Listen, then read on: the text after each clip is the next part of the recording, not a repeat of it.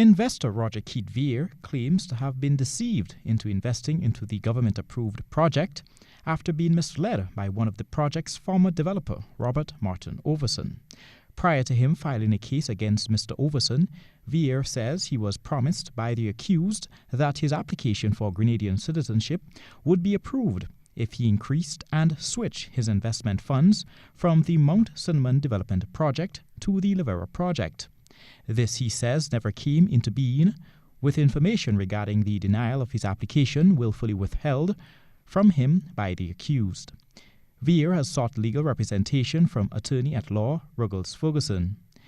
The investor Skyped in all the way from Tokyo, Japan, to express his disappointment that Mr. Martin Oveson was given the green light to invest in Grenada after being warned.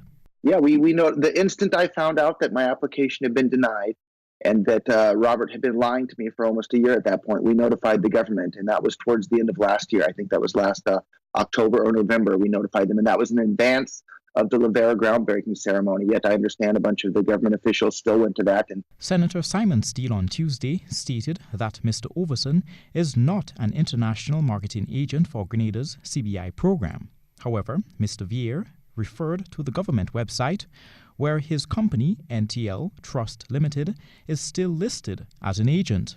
Yeah, in terms of the outcome, I think he should, at the very, very, very least, be stripped of his license. He shouldn't be listed on the government of Grenada's website as the authorized agent to process citizenship. And I think in just about any country, if you cheat someone out of $1 million through fraud and deceit and lying to them for over a year, in most countries, I think you go to jail for that. Vier also sought to clear the air regarding his prior criminal record in the U.S., which ultimately led to the denial of his CBI application.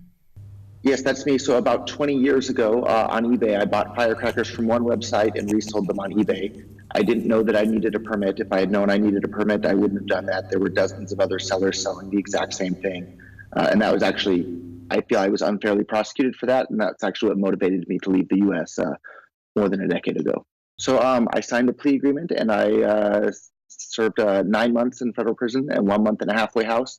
And the moment I was allowed to leave the United States, I left because I feel it was an incredibly unfair prosecution. The investor hopes that these recent developments do not tarnish the country's image. Colin Campbell, GBN News.